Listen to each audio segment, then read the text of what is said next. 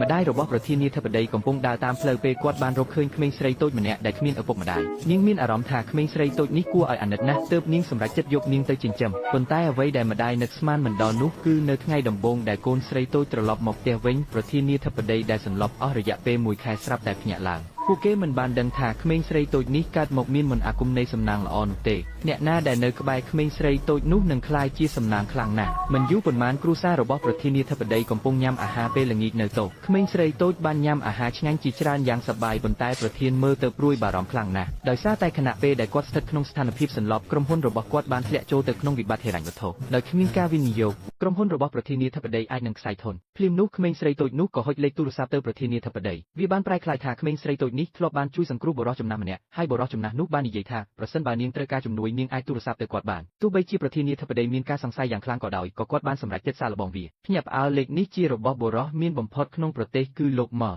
ខ្សែឯកជនរបស់ស្មេកខណៈដែលការហៅទូរស័ព្ទបានឆ្លងកាត់នាងតូចបានស្វាគមន៍លោកភ្លាមស្មីតហើយបន្ទាប់មកបានសុំឲ្យគាត់ជួយប្រធានាធិបតីលោក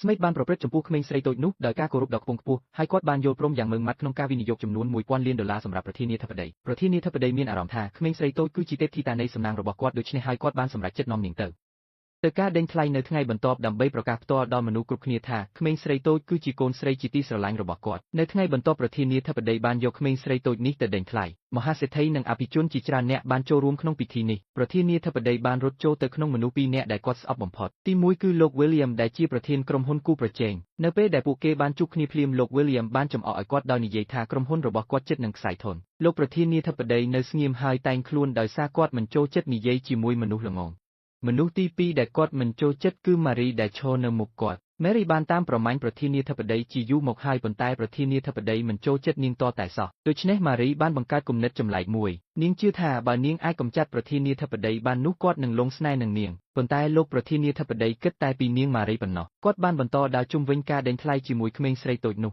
លោកប្រធានបានពន្យល់ពីការដេញថ្លៃដល់ក្មេងស្រីតូចនោះយ៉ាងលម្អិតវាបានប្រែក្លាយទៅជាការដេញថ្លៃដីទោះបីជាវិបត្តិហិរញ្ញវត្ថុរបស់ក្រុមហ៊ុនត្រូវបានដោះស្រាយជាបណ្ដោះអាសន្នក៏ដោយប្រសិនបើគាត់ចង់បានកំណើននាពេលអនាគតគាត់នឹងត្រូវទិញដីដើម្បីជំរុញការពង្រីកប៉ុន្តែលោកប្រធានាធិបតីនៅសល់តែ$100លានប៉ុណ្ណោះដូច្នេះគាត់ត្រូវជ្រើសរើសដីណាដែលត្រូវទិញដោយប្រុងប្រយ័ត្នខណៈដែលលោកប្រធានកំពុងព្រួយបារម្ភក្មេងស្រីតូចនោះបានចំអុលទៅដីថោកមួយកន្លែងគឺដីលេខ3ហើយប្រាប់គាត់ថាដីនេះអាចរកលុយបានប្រធានាធិបតីបានសម្រេចចិត្តទិញដីឡូតលេខ31ក្នុងតម្លៃ$20លាន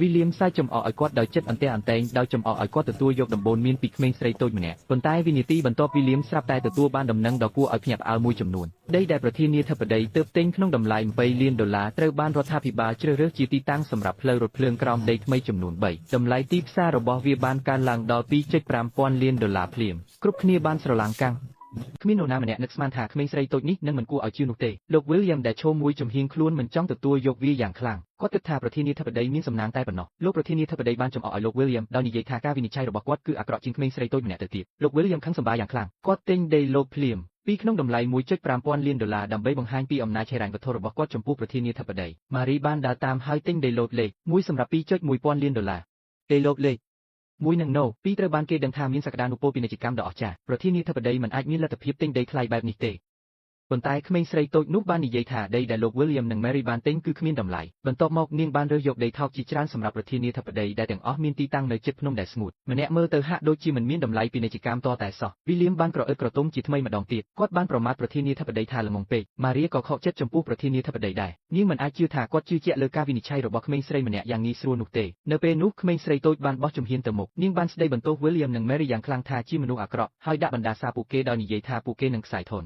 Mary ខឹងសម្បាយ៉ាងខ្លាំងបានព្យាយាមវាយក្មេងស្រីតូចនោះប៉ុន្តែសំណាងល្អប្រធានាធិបតីបានបញ្ឈប់នាងទាន់ពេលវេលាភ្លាមនោះម្ចាស់កម្មវិធីដេញថ្លៃក៏ទទួលទូរស័ព្ទពីប្រធានភ្លាម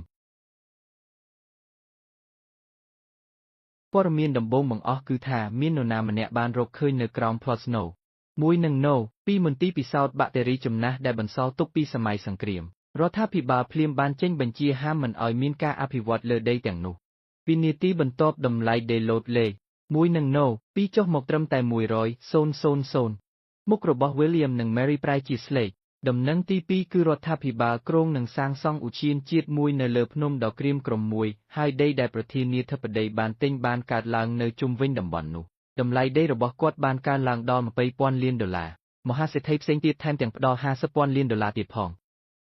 ប្រធានាធិបតីមានការរីករាយជាខ្លាំងគាត់បានអញ្ជើញដោយស្មោះអស់ពីចិត្តដល់ពួកអភិជននិងភ្ញៀវអ្នកមានទាំងអស់ឲ្យមកលេងផ្ទះរបស់គាត់ដោយនិយាយថាគាត់បើកចំហសម្រាប់ការសហការអាជីវកម្មភ្លាមនោះវីលៀមក៏ក្រោកឈរឡើងដោយមិនព្រមទទួលយកការបរាជ័យនោះលោកបានចោទលោកប្រធានពីបទប្រើលុយខុសច្បាប់ដើម្បីទិញដីដោយលោកថាដោយសារក្រុមហ៊ុនមានវិបត្តិហិរញ្ញវត្ថុដូច្នេះលោកមិនអាចមានលុយច្រើននោះទេម្ចាស់ផ្ទះភ្លាមបានបញ្ជូនមនុស្សទៅស៊ើបអង្កេតប្រភពនៃមូលនិធិរបស់ប្រធានាធិបតីប៉ុន្តែលោកវេឡាមិនទាន់ដឹងថាលុយបានមកពីអ្នកមានជាងគេក្នុងប្រទេសនោះទេគឺលោកមក